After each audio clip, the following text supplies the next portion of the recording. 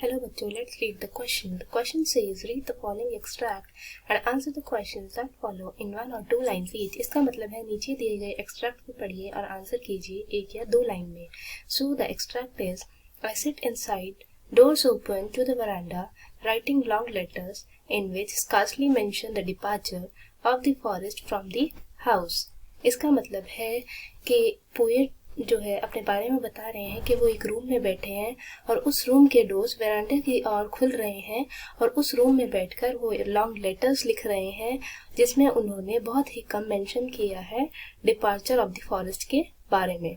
की concept. The key concept is narrator is writing a letter in a room while trees are making efforts for going to the forest.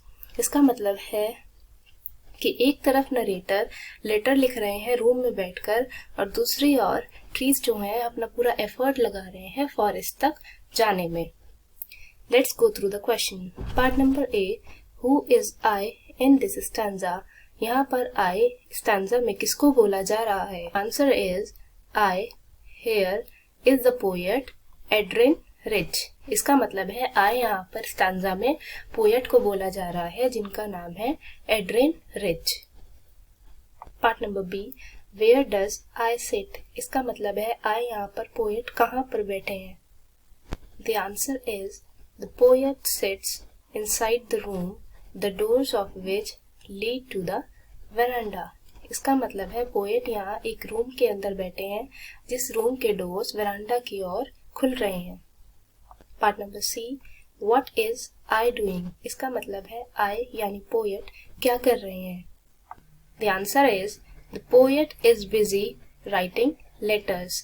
इसका मतलब है poet यहाँ room में बैठकर क्या कर रहे थे? पोएट यहाँ पर लेटर्स लिख रहे थे. Part number D, what is the attitude of I towards the trees moving out. I का यहाँ पर एटीट्यूड यानी पोएट का यहाँ पर एटीट्यूड क्या था ट्रीज की ओर से जो मूव आउट कर रहे थे फॉरेस्ट में? The answer is the poet remains indifferent to the trees moving out and shows no interest mentioning them in his letters.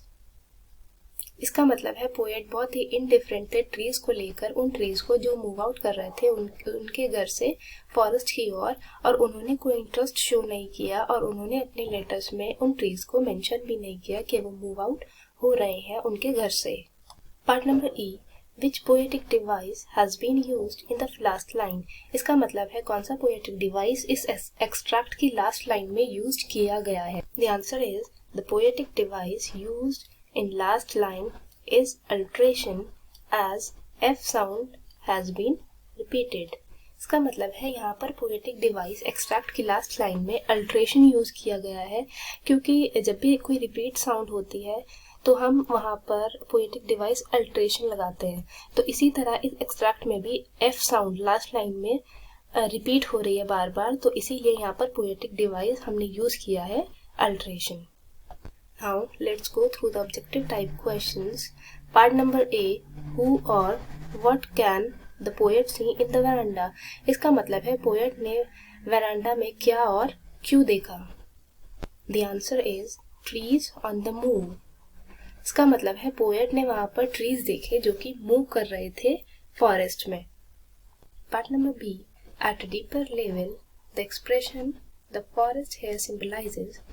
इसका मतलब है डीपली यहाँ पर एक्सप्रेशन में फॉरेस्ट को किससे सिंबलाइज किया जा रहा है? Part number first, trees in the veranda. क्या ट्रीज में जो वेरांडा है उससे सिंबलाइज किया जा रहा है? Part number second, women struggling from freedom for freedom. क्या वुमेन जैसे स्ट्रगल करती है फ्रीडम के लिए उससे सिंबलाइज किया जा रहा है? Part number third, chaos and lawlessness. क्या उनकी तरह इसको सिंबलाइज किया जा रहा है लॉलेसनेस की वजह से? Part number fourth, the poets wild thought. क्या पोएट की वाइल्ड थॉट की वजह से फॉरेस्ट को सिंबलाइज किया जा रहा है? So the answer is women struggling for freedom. Deeply इस एक्सप्रेशन में फॉरेस्ट को यहाँ एक वुमेन की तरह सिंबलाइज किया जा रहा है। जैसे वो अपने फ्रीडम के लिए एफर्ट्स करती है, हार्डवर्क करती है, उसी तरह फॉरेस्ट में जाने के लिए ट्रीज ने भी अपने एफर्ट्स और हार्डवर्क किए हैं।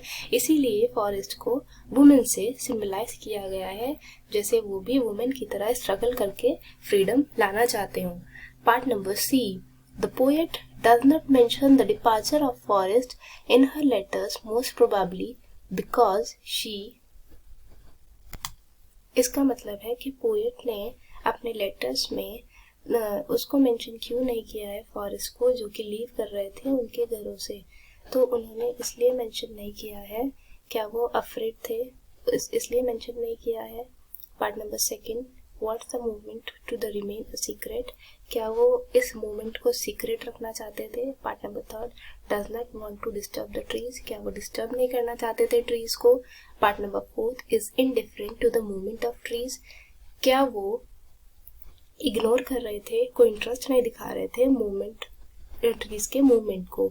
So the answer is indifferent to the movement of trees। वो कोई इंटरेस्ट शो नहीं कर रहे थे उस ट्रीज के मूवमेंट्स को, तो इसीलिए उन्होंने अपने लेटर्स में इन ट्रीज को मेंशन भी नहीं किया है जो ट्रीज लीव कर रहे थे उनके घर से। Part number D. The poetic device used in the second line is. कौन सा पोएटिक डिवाइस सेकेंड लाइन में यूज किया गया है। The answer is alliteration. यहाँ पर सेकेंड लाइन में पोएटिक डिवाइस यूज किया गया है alliteration. So I hope you all understood the question. Best of luck.